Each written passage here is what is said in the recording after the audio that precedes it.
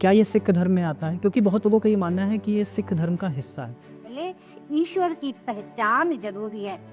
निरंकारी समाज पर एक ये भी आरोप लगता रहा है कि ये लोगों का या समाज का माइंड वॉश करते हैं, धर्म परिवर्तन करते हैं। इस पर आप क्या कहें? ये अविनाशी है, शस्त्र से काट नहीं सकता, अग्नि से जला नहीं सकती, वायु से उड़ा नहीं सकती, ये स्वयं भू है जिसके लिए हाँ, निरंकारी समाज या मिशन में कोई गुरु कैसे बनता है, कैसे कैसे चुनाव होता है गुरु का?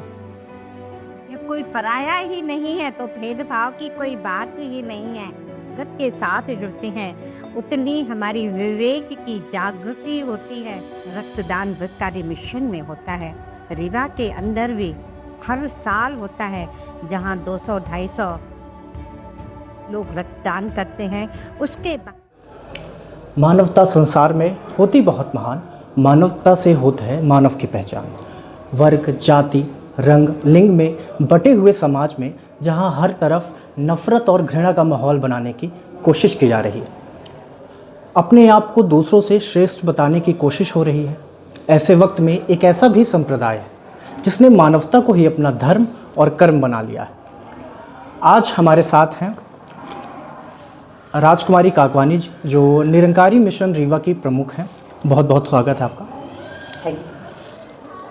यह निरंकारी समाज संप्रदाय मिशन क्या है और ये कब और कैसे शुरू हुआ, बताइए। निरंकारी मिशन कोई अलग धर्म संस्था नहीं है, बल्कि यह एक आध्यात्मिक विचारधारा है जो हमें इस प्रभु परमात्मा की पहचान करवाकर, कि जिस तरह कहते हैं जिसकी भक्ति जिसकी पूजा उसका ज्ञान जरूरी है, कि पहले हमें प्रभु परमात्मा की पहचान हो जाती है, उसके बाद हम जब इसकी भक्ति शुरू करते हैं तो सारे रंग भेद जाति वर्ण सब मिट जाते हैं, क्योंकि हमें पता चल जाता है कि हम इस एक प्रभु परमात्मा की संतान है। एकस पिता एकस के हम बालक, ईश्वर अंश जीव अविनाशी, कि हम सब इस ईश्वर के बनाए हुए हमारा मूल तत्व है। तो फिर सारे रंग भेद झगड़े जाति पाति की सारी दीवारें गिर जाती हैं। क्या निरंकारी संप्रदाय है या दूसरा संप्रदाय या धर्म है, क्या ये सिख धर्म में आता है? क्योंकि बहुत लोगों का ये मानना है कि ये सिख धर्म का हिस्सा है। नहीं, यह सिख धर्म का हिस्सा नहीं है, बल्कि जो युगों युगों से सभी ने इस प्रभु परमात्मा की पहचान करवाई कि ये प्रभु परमात्मा सर्वव्यापी है, ये अपरिवर्तनशील है, ये निराकार है। रामचरितमानस में भी कहा गया कि बिन पग चले सुने बिन काना, कर विद कर्म करे विद नाना। इससे साबित हो जाता है कि ये निराकार है, जिसका कोई आकार ही नहीं है, जो बिना पैरों के चलता है। गुरबाणी में भी कहा गया, रूप नरंग नरेक त्रय गुणे ते भिन्न तिसे बुझावे नानका जिस होवे प्रसन्न, कि ये गुरु की कृपा से हमें मिलता है। और जब यह मिलता है तो फिर इसमें कोई जाति वर्ण कुछ भी नहीं होता है, सारी ये हमारी दीवारें ब्रह्म की टूट जाती हैं जब इस ब्रह्म की प्राप्ति हो जाती है कि एक ईश्वर है, एकस पिता है, एकस के हम सारे बालक हैं। मनुष्य की जात सभे एक पहचानो। जब इस ईश्वर की पहचान हो जाती है तो सारे रंग भेद मिट जाते हैं, तो कोई जाति वर्ण नहीं, कोई धर्म नहीं, एक ही धर्म है, मानवता का। निरंकारी समाज जो है, जो संस्था है, ये बाकी आध्यात्मिक संस्थाओं से कैसे अलग है? इसमें क्या अलग है? आज सारा संसार भक्ति कर रहा है, कोई मानता है कोई नहीं मानता है, दोनों तरह के हैं। कोई आस्तिक है कोई नास्तिक है। नास्तिक हम उसे कहते हैं जो कहते हैं हम प्रभु परमात्मा को नहीं मानते हैं। आस्तिक उसको कहते हैं कि जो कहते हैं हम प्रभु परमात्मा को मानते हैं। लेकिन अवस्था दोनों की एक है, क्योंकि वो जानते नहीं हैं। यहाँ पर प्रभु परमात्मा को जानकर इसकी भक्ति की जाती है, कि जिसकी भक्ति जिसकी पूजा उसका ज्ञान जरूरी है। कहे हरदेव, सबसे पहले ईश्वर की पहचान जरूरी है। जब पहचान हो जाती है फिर अवस्था बनती है, एक को जानो, एक को मानो और एक हो जाओ। जी। जब एक हो जाते हैं, इस प्रभु परमात्मा को पहचान कर इसके साथ जुड़ जाते हैं, तो इसके सारे गुण भी, जो प्यार, नम्रता, सहनशीलता, सद्भावना, वो आपसी प्यार, वो सारे गुण अपने आप आ जाते हैं। तो उसके लिए हमें कोई एफर्ट नहीं लगाना पड़ता है। देखिए ना, निरंकारी समाज का मूल संदेश क्या है? निरंकारी मिशन का मूल संदेश है इस ब्रह्म की ज्ञान की प्राप्ति, प्रभु परमात्मा की पहचान।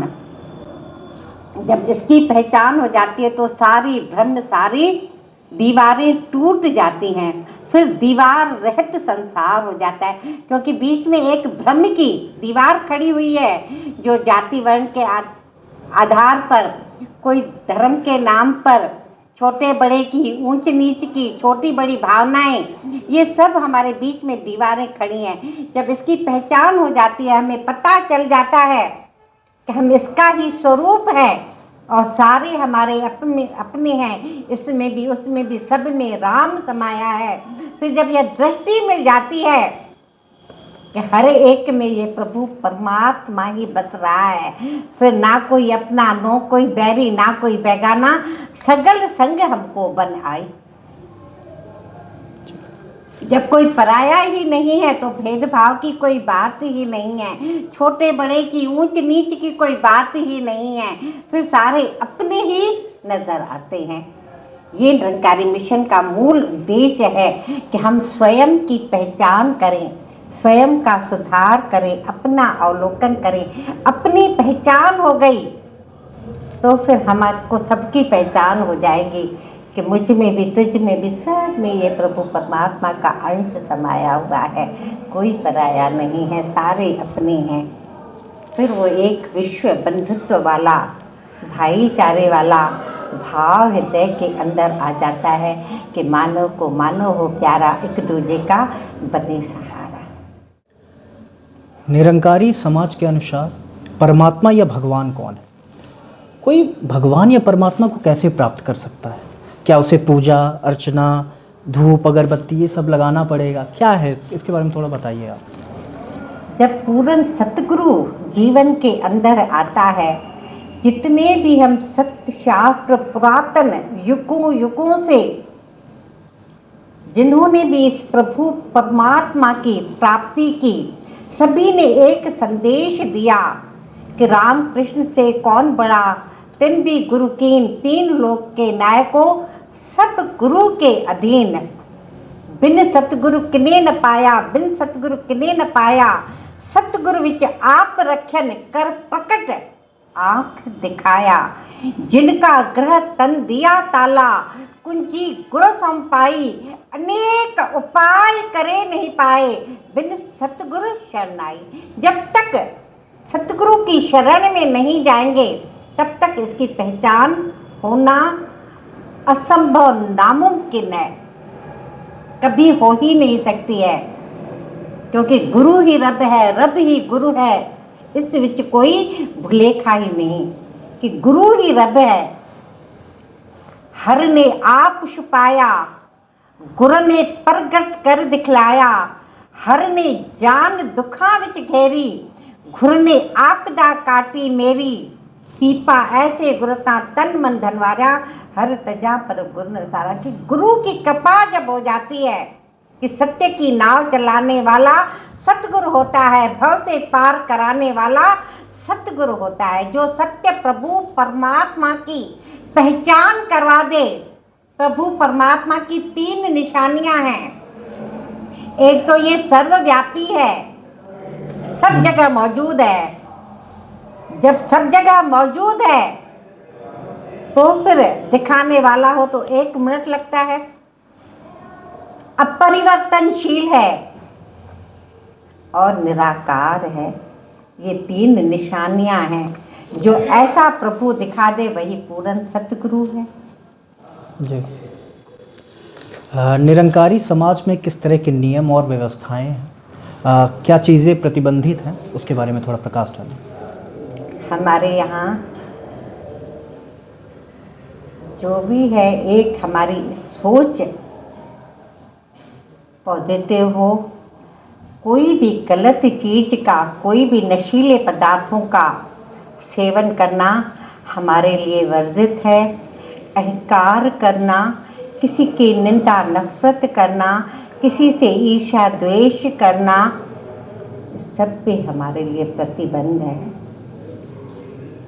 हर किसी के काम आना, कंधे से कंधा मिलाकर एक दूसरे को सहयोग देकर, अपने पराये के भेदभाव को हटाकर हर मानव की हर रूप में सेवा करना, ये हमारा कर्म है।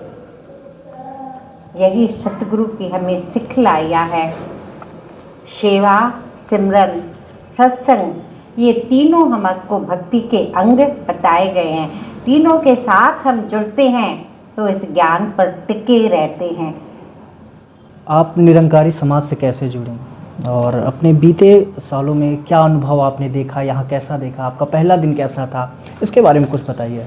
हम तो इतनी प्रभु की कृपा हुई कि जहाँ हमारा जन्म हुआ, हमारे पिता माता इस ज्ञान की रोशनी के अंतर्गत ही जी रहे थे। इसीलिए हमें भी बचपन से ये ज्ञान की रोशनी मिली। वो भ्रमों की, अंधकार की ठोकरों से हमें बचाव मिला। बचपन से ही हमें सत्संग वाला माहौल मिला। वो सत्संग वाले गुण फिर हृदय के अंदर आते गए, उसी के अंदर हम जीवन बल्ला पड़ा तो आज तक उसी के अंतर्गत जी रहे हैं। और यहाँ से सब कुछ मिला, जीवन के अंदर एक सुकून मिला, जीवन जीने की कला मिली कि किस तरह संसार के अंदर रहते हुए, इस प्रभु की भक्ति करते हुए, इसका आसरा लेकर, इसका सहारा लेकर, हर किसी को प्यार देकर, हर किसी का प्यार लेते हुए, हर किसी को सहयोग देते हुए, हर किसी का सहयोग करते हुए एक बड़े ही सुंदर रूप में सतगुरु की असीम कृपा से बहुत अच्छा जीवन निकला। बहुत अच्छा जी। कितने साल? बहुत अच्छा जी। कितने साल हो गए लगभग जुड़े निरंकारी मिशन से आप? इससे इस वक्त मेरी आयु 72 है। मैं बता रही हूँ, मैं पैदाइश ही यहाँ से जुड़ी हुई हूँ। 6-7 साल की उम्र में यहाँ से ज्ञान ले लिया था। घर के अंदर संगत होती थी, संत महात्मा आते रहते थे, सेवाएं देखते रहते थे। फिर गुरु की कृपा से पूरा ये जहाँ शादी हुई वहाँ पर पहले कोई ज्ञानवान नहीं था। इस वक्त सारे ही परिवार ज्ञान के साथ जुड़े हुए हैं। ये भी बहुत बड़ी सतगुरु की असीम कृपा है। उसी तरह जिस तरह मायके में सेवा मिलती थी, संत महात्मा आते थे, सत्संग में जाते थे, यहाँ पर भी मुझे वही माहौल मिला। ये मेरे ऊपर बड़ी गुरु की कृपा हुई है, बहुत बड़ी गुरु की कृपा। यकीनन लगभग 60 से ज़्यादा वर्षों से आप जुड़ी हुई निरंकारी। निरंकारी सत्संग क्या है, इसका महत्व क्या है और संगत का इतना महत्व क्यों है, इस पर थोड़ा संगत का महत्व ये है कि जितना हम संगत के साथ जुड़ते हैं उतनी हमारी विवेक की जागृति होती है, उतनी इस ज्ञान पर दृढ़ता, पक्का, मजबूती जुड़ी रहती है। जितना जितना हम संतों का संग करते हैं उतना उतना हमारा यह ज्ञान दृढ़ होता जाता है। निरंतर हम सुनते आते हैं कि किसी ने सत्संग का महत्व पूछा तो कबीर भगत ने एक कील थी उसको ठोक दिया, फिर आकर पूछा तो उस पर ठोकर मार दी। फिर किसी ने पूछा कि सत्संग का महत्व क्या, तो बोले मैं आपका ही उत्तर दे रहा हूँ। जितनी कील उसमें ठुकती जा रही थी उतनी मजबूती के साथ उसमें जुड़ती जा रही थी कि फिर किसी के निकाले नहीं निकले। उसी तरह हम सत्संग के साथ जुड़ते हैं तो ज्ञान भी हमारे हृदय के अंदर दृढ़ता के साथ टिका रहता है। फिर हर परिस्थिति के अंदर हमारी मनोस्थिति मजबूत रहती है, कभी डामाडोल नहीं होती है। क्योंकि परिस्थितियां तो जीवन के अंदर उतार चढ़ाव तो देती रहती हैं, लेकिन मनोस्थिति अगर इसके साथ जुड़ी हुई है तो फिर उनका कोई फर्क नहीं पड़ता है, फिर वो मजबूती बनी रहती है। इस प्रभु परमात्मा पर अटूट विश्वास बना रहता है, फिर परिस्थितियाँ कहीं हमें मोड़ नहीं सकती, कहीं बहा नहीं सकती। जी, यकीन। निरंकारी समाज में, मिशन में गुरुओं का बहुत महत्व है। कोई इसमें गुरु कैसे बनता है? और आज का जैसा दौर है, पाखंड काफ़ी चरम पर हो जाता है, बहुत सारे गुरु बाबा आ जाते हैं, तो असल गुरु की पहचान कैसे करें? असल गुरु की मैंने आपको बताया कि जो प्रभु परमात्मा की निशानियां हैं, उसी रूप में सारे हम वेद शास्त्र ग्रंथों को पढ़कर देख लें, जो प्रभु परमात्मा का बखान दिया गया है, उस अनुसार जो हमें इसके साथ जोड़ दे, मिला दे, उसकी पहचान करवा दे, वही पूर्ण सतगुरु है। प्रभु परमात्मा की भी मैंने आपको निशानियां बताई कि ये सर्वव्यापी है। जो हमें दिखा दे कि ये प्रभु परमात्मा सर्वव्यापी है, ये अजर है, ये अमर है, ये अविनाशी है, शस्त्र से काट नहीं सकता, अग्नि से जला नहीं सकती, वायु से उड़ा नहीं सकती, ये स्वयं भू है, जिसके लिए कहा गया आदि सत्य जुगाद सत्य है भी सत्य, नानक होसी भी सत्य। जो आदिकाल से सत्य था, जो अनादिकाल तक सत्य रहेगा, जो अभी भी सत्य है, बाद में भी सत्य रहेगा, जिसका कभी अंत नहीं होगा, इसके साथ जो जोड़ दे वो पूर्ण सतगुरु है। जी। निरंकारी, जैसे मैंने आपसे पहले भी इसी सवाल में ही पूछा था, निरंकारी समाज या मिशन में कोई गुरु कैसे बनता है, कैसे कैसे चुनाव होता है गुरुओं? गुरु को गुरु ही प्रकट करता है। जी। ये मिशन बाबा बूटा सिंह जी महाराज से शुरू हुआ। शहंशाह जी ने फिर ये ज्ञान लिया, शहंशाह जी ने फिर बाबा गुरबचन सिंह जी महाराज को ये गद्दी सौंपी। फिर बाबा गुरबचन सिंह जी महाराज ने 24 अप्रैल 1980 को ये कार्यभार सतगुरु बाबा हरदेव सिंह जी महाराज को सौंपा। उसके बाद बाबा हरदेव सिंह जी महाराज ने सतगुरु माता सविंदर को, और सतगुरु माता सविंदर जी ने सतगुरु माता सुदीक्षा जी महाराज को गुरु रूप में, सतगुरु रूप में प्रकट किया। आज वर्तमान में हमारे सतगुरु माता सुदीक्षा जी महाराज हैं। आपके हिसाब से, क्योंकि आप बहुत समय से, लंबे लगभग 60 वर्षों से ज़्यादा समय से आप निरंकारी मिशन से, आज के दौर में समाज को किससे डर है या किससे खतरा है आपके हिसाब से? अज्ञानता से। अज्ञानता के कारण दूरियां बढ़ी हुई हैं, दीवारें बनी हुई हैं। जब ये अज्ञानता का पर्दा हट जाएगा, ये ज्ञान की रोशनी जीवन के अंदर आ जाएगी, तो फिर पता पड़ेगा कि ये धर्म अलग नहीं है, धर्म एक है। धर्म जोड़ता है, तोड़ता नहीं है। धर्म जोड़ने का काम करता है। जब तक इसका ज्ञान नहीं है, तब तक भेदभाव वाली दीवारें हमारे हृदय के अंदर हैं, और उसी अज्ञानता के कारण ये जितने भी दंगे फसाद जितने भी हो रहे हैं, कारण मूल उसका यही है।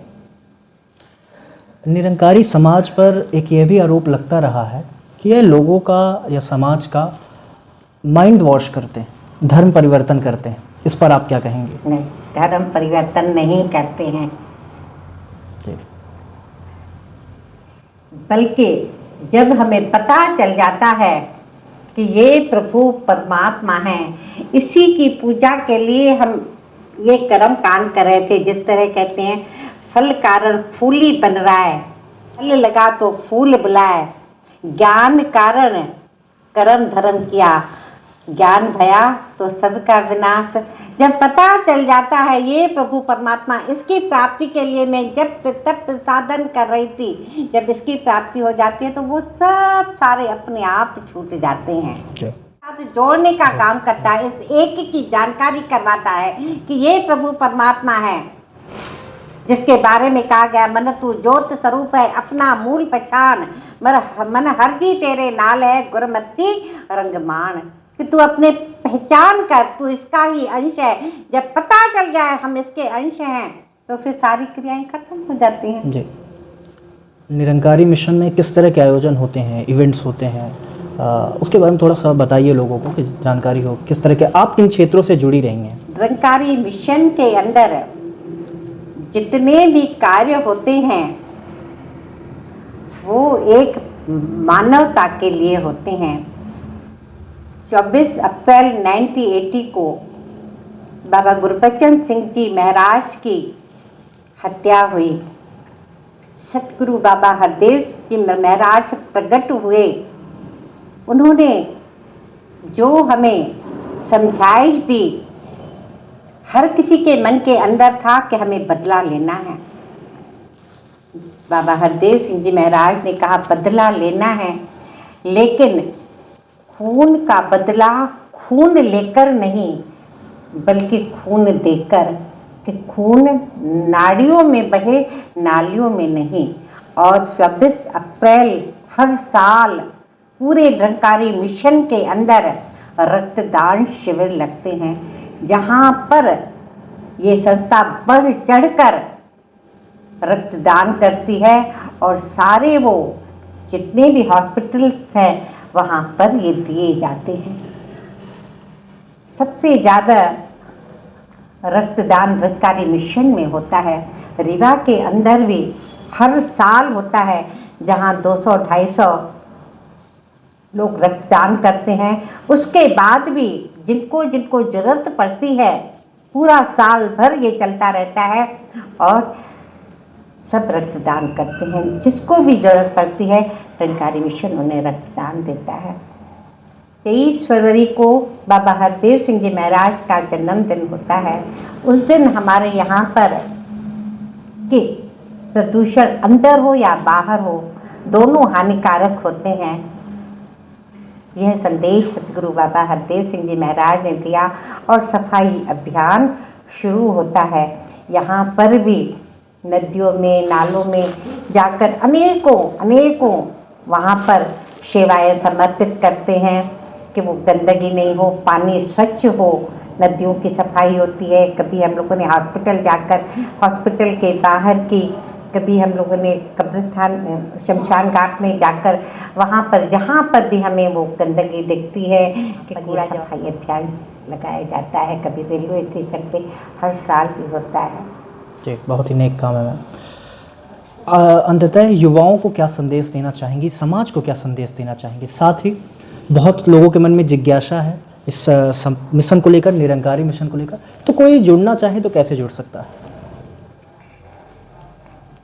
इस वक्त युवाओं को सतगुरु माता सुदीक्षा जी महाराज NYS के जरिए कि जितने भी नौजवान हैं 15 साल से 45 साल तक के, उनको खेल कूद के जरिए, जिसमें हमारा उद्देश्य भक्ति होता है, उसमें चाहे वो सांस्कृतिक कार्यक्रम हो, चाहे योगा हो, जो भी हो, चाहे किसी तरह के भी खेल हों, उनमें भी भक्ति भाव के संदेश देकर उन्हें इस आध्यात्मिकता के साथ जोड़ना का प्रयास कर रही हैं, ताकि ये बच्चे मानसिक, शारीरिक स्वस्थ रहें, इनका तन भी निरोगी रहे और मन भी एक स्वस्थ रहे, जहाँ ये प्रभु परमात्मा की पहचान कर कर ये भक्ति करें कि युवाओं का जोश और बुजुर्गों का होश दोनों जब मिलकर साथ चलते हैं तो फिर ये अपनी मंजिल को पाते हैं। इस बार सतगुरु माता सुदीक्षा जी महाराज की असीम कृपा से हम MP और छत्तीसगढ़ को भी मिला है, जो जबलपुर में मार्च 20, 21, 22 तारीख को होगा, जिसमें इन बच्चों के रजिस्ट्रेशन हुए हैं। जो प्रोग्राम लेंगे भी या फिर उनके समक्ष सतगुरु माता जी भी रहेंगे और वो सब वहाँ पर आएंगे। बहुत बड़ा प्रोग्राम जबलपुर में रखा गया है। अच्छा जी। निरंकारी मिशन या समाज से जुड़ी जो भी जिज्ञासाएं थी, जो भी मन में सवाल थे, उनके जवाब मिल गए होंगे। तो ये थे हमारी साथ राजकुमारी काकवानी जी, जो निरंकारी मिशन रीवा के प्रमुख हैं। तो अब मैं स्वप्निल आपसे ले रहा हूँ इजाज़त, फिर मिलेंगे कुछ और प्रभावशील विचारवान व्यक्तित्वों के साथ। तब तक के लिए नमस्कार।